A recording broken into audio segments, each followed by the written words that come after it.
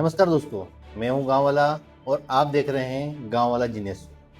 यह एक ऐसा मंच है जिस मंच के माध्यम से हम गांव की प्रतिभाएं, गांव के नन्हे बच्चों का जो टैलेंट है उसको दुनिया को दिखाने की कोशिश कर रहे हैं और उनका आत्मविश्वास बढ़ाने की कोशिश कर रहे हैं। तो आज के जिस एपिसोड में हमारे साथ है, हॉट सीट पर बैठी है परिधि मलगाया, जो कि कानापुर से बिलोंग करते हैं और रेवा गुजर स्कूल में पढ़ाई करते हैं। तो चलिए आज हम शो की शुरुआत करते हैं। तो सबसे पहले मैं आपको बता दूं कि आज के हमारे इस एपिसोड में जिन लोगों ने हमें सहयोग दिया है उनको मैं सबसे पहले धन्यवाद देना चाहूँगा। वो लोग हैं स्वराज कोचिंग इंस्टीट्यूट इंदौर, श्री रेवा गुजर बाल निकेतन स्कूल बेड़िया, इसी के साथ श्री श्याम साड़ी सेंटर बेड़िया। तो परिधि, शो की शुरुआत करें बेटा? Yes sir. आप तैयार है? Yes sir. चलिए, तो आपको शो के पहले नियम बता देता हूँ। नियम पता है आपको? पढ़ के आए आप? हाँ। फिर भी मैं आपको दर्शकों के सामने बता देता हूँ ताकि दर्शक भी जान ले। तो आपसे टोटल 10 सवाल पूछे जाएंगे। प्रत्येक सवाल का आपको 1 पॉइंट मिलेगा, लेकिन यदि आप सवाल का जवाब गलत देते हैं उस कंडीशन में 1/4 भाग या 0.25 नंबर माइनस किया जाएगा। इसी के साथ आपके सहयोग और सपोर्ट के लिए हमने 2 लाइफलाइन रखी हुई है। एक 50-50 है और दूसरी पेरेंट्स कॉलिंग है। 50-50 के तहत आपको टोटल 4 ऑप्शन में से 2 ऑप्शन हटा देंगे। उन 2 ऑप्शन में ही आपका आंसर होगा। और पेरेंट्स कॉलिंग में आप किसी को भी कॉल करके पूछ सकते हैं, आपके मम्मी को, पापा को, टीचर को, किसी को भी आप फ़ोन करना चाहें फ़ोन करके पूछ सकते हैं। तो चलिए देवी और सज्जनों, हम शुरुआत करते हैं अपने शो की। सबसे पहले सवाल लेता हूं मैं परिधि से, सामान्य ज्ञान से। तो पहला सवाल है सामान्य ज्ञान से परिधि। हमारे देश भारत का राष्ट्रीय जलीय जीव कौन सा है?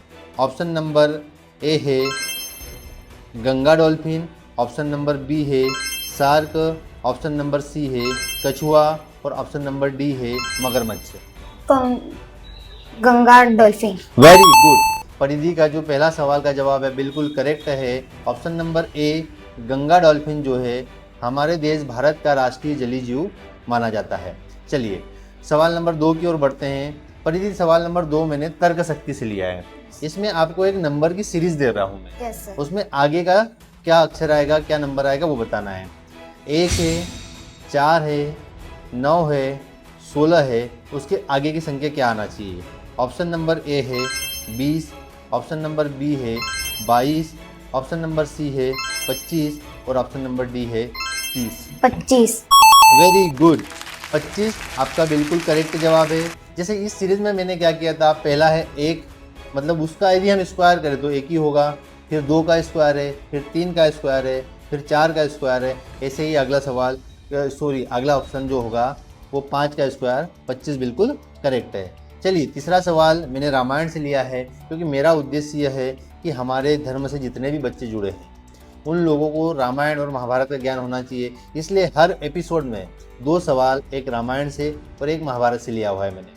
तो रामायण से मैंने अगला सवाल लिया है परिधि के लिए। प्रभु श्री राम के वनवास जाने पर उनके साथ कौन सा भाई गया था?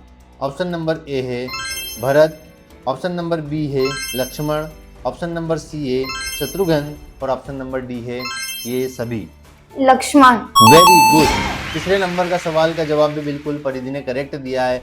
परिधि बहुत बढ़िया से सवालों का जवाब दे रही है। लगता है कि उनको हर फील्ड का नॉलेज, जनरल नॉलेज का भी उन्होंने सवाल का जवाब बिल्कुल करेक्ट दिया, तर्क का भी दिया। इसके साथ ही उन्होंने रामायण से जो सवाल मैंने पूछा था वो भी बिल्कुल करेक्ट दिया है। इसी से आगे बढ़ते हैं और सवाल नंबर 4 की ओर बढ़ते हैं, जो कि मैंने मुहावरे से लिया है।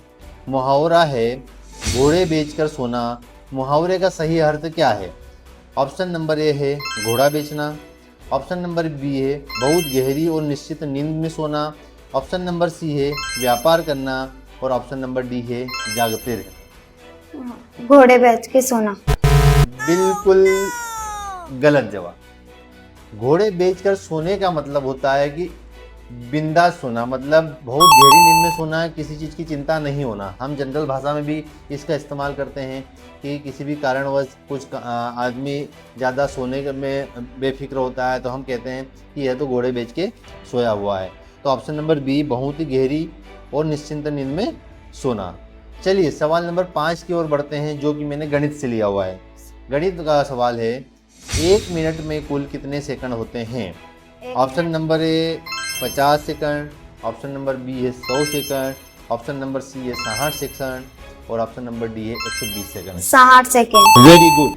सवाल नंबर 5 का जवाब है बिल्कुल आपका करेक्ट है 60 सेकंड। चलिए आगे बढ़ते हैं सवाल नंबर 6 की ओर, जो कि फिर से मैंने सामान्य ज्ञान से लिया है।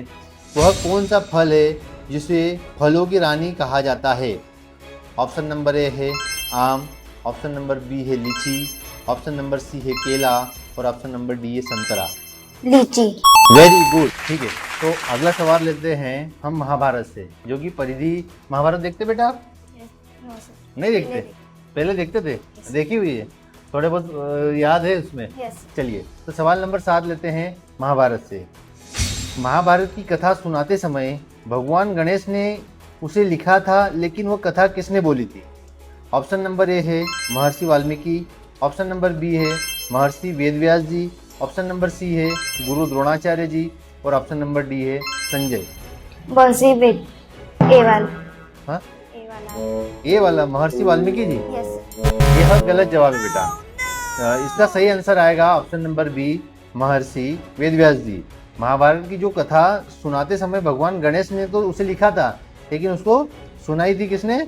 महर्षि वेदव्यास जी ने। चलिए सवाल नंबर 8 की ओर बढ़ते हैं। फिर मैंने तर्क शक्ति से लिया है। यदि बर्फ का संबंध सफ़ेद से है तो कोयले का संबंध किससे होगा? ऑप्शन नंबर ए है नीला, ऑप्शन नंबर बी है काला, ऑप्शन नंबर सी है लाल और ऑप्शन नंबर डी है पीला। काला। Very good. जिस तरीके से सफ़ेद बर्फ दिखती है उसी तरीके से जो कोयला होता है वह काला दिखता है। फिर अगला सवाल लेते हैं, सवाल नंबर 9, जो कि पहेली से लिया है। ऐसी कौन सी चीज़ है जो समुद्र में पैदा होती है और आपके घर में रहती है?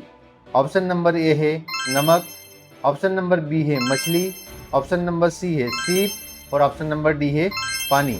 नमक। Very good. जो कि नमक होता है, समुद्र का पानी इतना खारा होता है, उसको जब हम धूप में सुखाते हैं तो उसमें से पानी वाष्प बन के उड़ जाता है। उसके बाद जो बचा हुआ पार्ट रहता है वो नमक, जो कि हम घर में खाने के इस्तेमाल में लेते हैं। चलिए लास्ट सवाल आज का है सवाल नंबर 10, गणित से लिया है। 50 का आधा कितना होता है? ऑप्शन नंबर ए है 20, ऑप्शन नंबर बी है 30, ऑप्शन नंबर सी है 25 और ऑप्शन नंबर डी है 40। 25। Very good. 50 का आधा यदि हम करेंगे तो 25 होगा। तो देवी और सज्जनों, यह वीडियो आप यदि देख रहे हैं और इसके अलावा भी जो दूसरे वीडियो भी आप देख रहे हैं और उसमें किसी भी तरीके का कोई सवाल आपको आता है या उसका जवाब आता है तो आप कमेंट करके हमें बता सकते हैं।